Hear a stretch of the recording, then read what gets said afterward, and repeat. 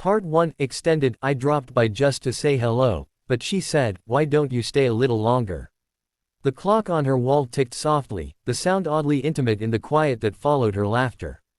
I noticed small things then, the way her lamp cast a warm glow that softened the edges of the room, the faint scratch on the coffee table she absent-mindedly traced with her finger, the slow, steady rise and fall of her breathing against my shoulder.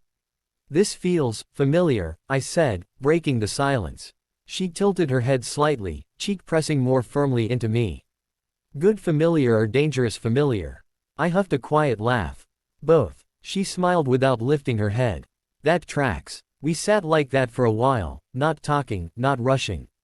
Her fingers toyed with the seam of my sleeve, not consciously, like her body had made a decision before her mind caught up. Each small movement sent a ripple through me, nothing explosive, just a steady awareness that I was exactly where I shouldn't be if I wanted to keep pretending I didn't care. "I used to imagine moments like this," she said suddenly. "Moments where someone drops by unannounced." I teased gently. "No," she said, lifting her head now to look at me. "Moments where someone stays." The word lingered. I looked away first, jaw tightening. "I'm not great at staying." "I know." She didn't sound bitter. Just honest. "You always leave before things get complicated. Or before I mess them up." She studied my face, like she was piecing together something fragile. "Did anyone ever tell you that leaving can mess things up too?" I met her gaze then. There was no accusation there, only concern, maybe even hope. That made it worse. Hope always did. "I don't want to hurt you," I said quietly. Her voice softened. "You're already here." That landed heavier than she probably intended. I shifted slightly, turning toward her fully now. Our knees brushed again, closer this time. The space between us felt charged, like it was holding its breath. "You ever notice," she said, "how people think distance keeps them safe? But all it really does is make everything colder."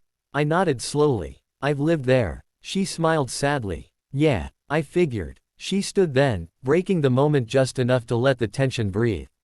"More tea?" she asked. "Sure," I said, though what I really wanted was for her to sit back down. From the couch, I watched her move around the kitchen, comfortable, unguarded. She leaned against the counter while waiting for the kettle, glancing over at me like she was checking whether I was still there. "I won't disappear in the next 2 minutes," I said. She rolled her eyes but smiled. "Good. Because I hate pretending I don't care when someone leaves." She handed me the mug, her fingers brushing mine for a fraction of a second too long. Electricity sparked, subtle, but undeniable. We sat again, closer than before. This time, our shoulders touched without apology.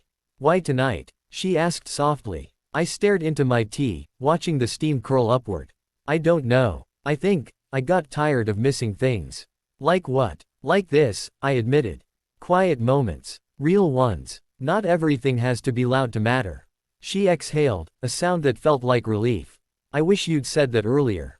"I know." She leaned back, studying the ceiling. "I used to wait for you," she said, casual but careful.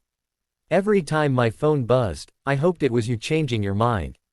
Guilt tightened my chest. "I didn't know." She glanced at me. "You did. Just didn't want to." "Fair." I set my mug down. "I'm trying now." Her eyes searched mine, cautious. "Trying how?" "By not running. By sitting here, even though it scares me." She smiled, softer this time. "Good start." The rain began then, light at first, tapping against the windows. The city outside blurred, the world shrinking to this room, this couch, this moment suspended between what was and what could be. "I like the rain," she said. "Makes it feel like the rest of the world is on mute." "Yeah," I agreed. "Like we get a pause." She turned toward me again, closer than before. Her knee rested against mine now, deliberate. "You don't have to leave just because it's late." I hesitated. "I should. But you don't want to." I didn't answer, which was answer enough. She reached out, fingers resting lightly on my wrist. The touch was gentle, almost tentative, like she was giving me space to pull away if I wanted. I didn't. Instead, I turned my hand, letting my fingers lace with hers. Her breath hitched, not dramatically, just enough to tell me it mattered.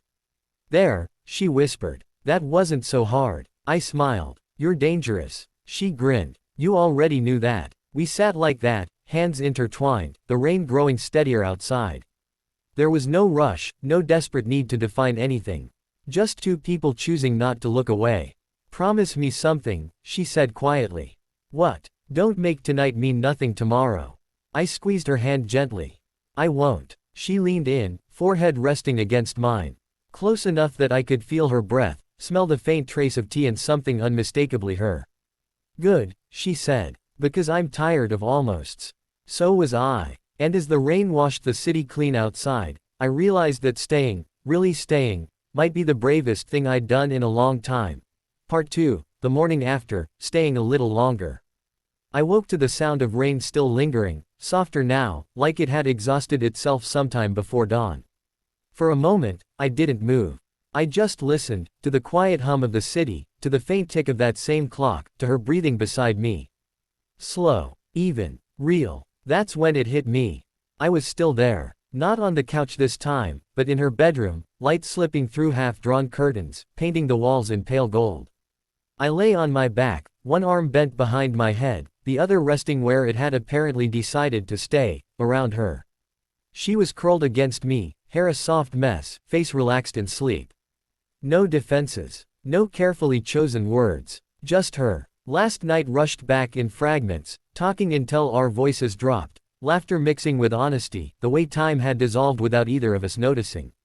How staying a little longer had turned into staying at all. I swallowed, suddenly aware of the weight of the moment pressing down on my chest. Careful, I thought. This is where you usually run. She stirred, shifting slightly, her hand brushing my chest. Her eyes fluttered open, unfocused at first, then finding me. Oh, she murmured, voice thick with sleep. You're still here. There it was. That quiet question hiding inside the statement. Yeah, I said softly. I am. A small smile curved her lips, relieved, unguarded. Good. She didn't move away. That mattered more than anything. We lay there for a while, neither of us rushing to fill the silence. Morning felt fragile, like a glass thing that could shatter if handled wrong. Eventually, she propped herself up on one elbow, studying me. You okay? I nodded. Yeah, just thinking. Dangerous hobby, she teased gently. For me, definitely. She smiled, then sobered. Are you regretting it? The question was calm, but her eyes were careful. Braced. I sat up slightly so I could see her better. No, I'm just not used to waking up somewhere and not wanting to escape. That earned a quiet laugh. Low bar. Hey, I said, smiling despite myself. It's progress. She reached out, tracing a line on my arm absent-mindedly. I didn't expect you to stay, she admitted. Not really. No. Why did you? The easy answer would have been because it felt right. The honest one took longer. Because I'm tired of being the guy who leaves before anything can start, I said. And because, last night felt like something I don't want to pretend didn't happen. Her fingers stilled. It didn't. Good. We got up slowly, like neither of us wanted to move too fast and scare the moment away. She pulled on an oversized shirt. I found my jacket draped over a chair like a reminder that I'd once planned to leave. The kitchen filled with the smell of coffee, morning light spilling across the counter. She leaned against it while waiting for the kettle, arms crossed loosely. So, she said, casual but not careless. What happens now? I took a breath. This was the part one usually fumbled. I don't want this to be a one-night almost, I said. And I don't want to promise things I'm not ready to give. But I do want to try. Honestly. She nodded slowly. That's all I ever wanted. Honesty. I might be bad at it sometimes. She smiled. I've noticed. We sat at the small table, mugs warming our hands. The city outside was waking up, cars passing, voices drifting up from the street. Life continuing, unaware that something had shifted. You know, she said, I was prepared to wake up alone. I almost left before sunrise, I admitted. Her eyebrows lifted. You did. Yeah, old habit. What stopped you? I looked at her. Really looked. The idea of you waking up and thinking it didn't mean anything. Her expression softened, something unspoken passing between us. Thank you, she said quietly. After breakfast, reality crept in the way it always does. Phones buzzed. Responsibilities called. The world didn't care that we'd found something tender in the quiet. I stood by the door, slipping on my shoes, that familiar instinct tugging at me again. Leave before it gets heavy. Leave while it's still simple. She watched me, arms folded, not defensive, just waiting. I'm not disappearing, I said, sensing it. She smiled, but there was caution there now. I know. Just, don't make me guess. I won't, I promised. And this time, I meant it. At the door, I hesitated, then leaned in and pressed a gentle kiss to her forehead. Not dramatic, not rushed, just real. Text me, she said. I will. Outside, the rain had finally stopped. The streets gleamed, washed clean, like the city had been given a second chance. As I walked to my car, something unfamiliar settled in my chest, not fear, not urgency. Hope, the kind that doesn't demand anything. The kind that waits. And for once, I didn't feel like running from it.